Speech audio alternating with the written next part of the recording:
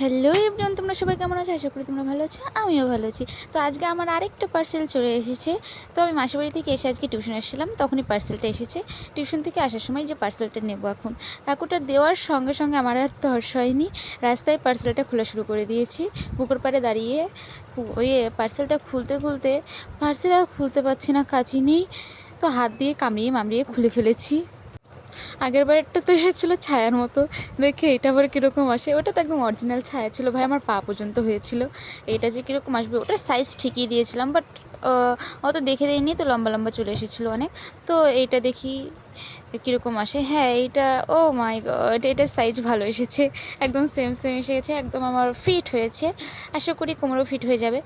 ও তা দারুণ এসেছে, ভাবিনি এত কম টাকা এত সুন্দর একটা জিনিস পেয়ে যাবো। তো আমরা এখন এটা নিয়ে চলে যাব টিউশন যেতে যেতে ওরে কি কাণ্ড, প্লাস্টিক ফেলে চলে এসেছি, ওইটা আবার কোরাতে গেছি। এবার ওটা এনে তারপরে আবার এটাকে ভাঁজ করে এখন ঢোকাবো। আমি আজকে ব্যাগও আনিনি, এদের ব্যাগে সব নিয়ে আসি, তো এদের ব্যাগে ঢোকাবো। তারপরে এখন টিউশন যাওয়ার পথে আবার চলে এসেছি দোকানের ওইখানে একটা আম গাছ আছে, দেখি কে যেন আম পাড়ছে, তো ওই টার্গেটেই গেছি আম নেব। দেখি এখন আম আমাদের দেয় কি না, চাইবো। দুইবার এই বান্ধবীটা দিয়েছে, এবার আমাকে দেয় কি না চাই, দেখি কী যে হবে। আম খাওয়ার জন্য আমরা আচার আগে থেকে রেডি করে রেখেছি।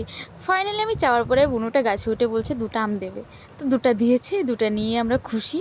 তো চলে যাচ্ছে এখন টিউশনের দিকে, টিউশন গিয়ে আম খাবো, তারপর পড়া স্টার্ট করবো। তো আমাদের টিউশন শেষ, তো আমরা এখন চলে যাচ্ছি গান শুনতে শুনতে বাড়িতে তো যাবো না, যাবো বাজারে, নাচানাচি করতে করতে চলে যাচ্ছি। তো ফাইনালি আমরা বাজারেও চলে এসেছি। বাজারে আমার পার্সেল আছে কতগুলো, সেই পার্সেল